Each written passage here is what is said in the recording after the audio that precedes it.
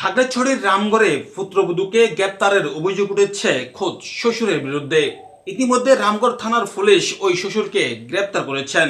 সহকর্মী পারজানা ববির কণ্ঠে দেখুন বিস্তারিত। খাগড়াছড়ির রামগড়ে পুত্রবধূকে ধর্ষণের অভিযোগে দেলোয়ার হোসেন নামে এক ব্যক্তিকে আটক করেছে পুলিশ। সোমবার ৩ আগস্ট বিকেলে ভুক্তভোগী নারী নিজে রামগড় থানায় উপস্থিত হয়ে লিখিত অভিযোগ দায়ের করলে পুলিশ তাৎক্ষণিক অভিযান চালিয়ে অভিযুক্তকে আটক করে। পুলিশ ও ভিকটিমের পারিবারিক সূত্রে জানা গেছে, অভিযুক্ত দেলোয়ার হোসেন উপজেলার পাতাছড়ার থলিবাড়ি এলাকার মৃত সিরাজুল ইসলামের ছেলে। তিনি পেশায় একজন সিএনজি অটোরিকশা চালক। তার ছেলের সঙ্গে প্রায় ১৬ মাস আগে ভিকটিমের বিয়ে হয়। তার স্বামী চট্টগ্রামে একটি কোম্পানিতে ড্রাইভারের চাকরি করেন, তাই চট্টগ্রামেই থাকেন তিনি। স্বামীর অনুপস্থিতির সুযোগ নিয়ে দেলোয়ার পুত্রবধূকে বিভিন্ন সময়ে একাধিকবার ধর্ষণ করে। সামাজিক লজ্জা, পারিবারিক চাপ ও সংসার ভেঙে যাওয়ার আশঙ্কায় তিনি এতদিন এই ঘটনা প্রকাশ করেননি। সর্বশেষ গত রবিবার রাতে পুনরায় শ্বশুর দেলোয়ার তাকে ধর্ষণ করেন। এতে মানসিকভাবে ভেঙে পড়েন ভুক্তভোগী।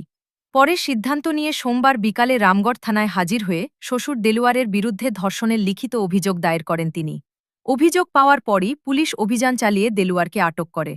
জানা যায়, দেলোয়ারের ২ স্ত্রী রয়েছে। ২ সংসারে ৬ জন ছেলেমেয়ে আছে। রামগড় থানার অফিসার ইনচার্জ ওসি মোহাম্মদ নাজির আলম বলেন, পুত্রবধূর অভিযোগ পাওয়ার সাথে সাথেই অভিযান চালিয়ে দেলোয়ার হোসেনকে আটক করা হয়। ভিকটিম নিজেই বাদী হয়ে এজাহার দাখিল করেছেন। এখন মামলা রুজু প্রক্রিয়াধীন।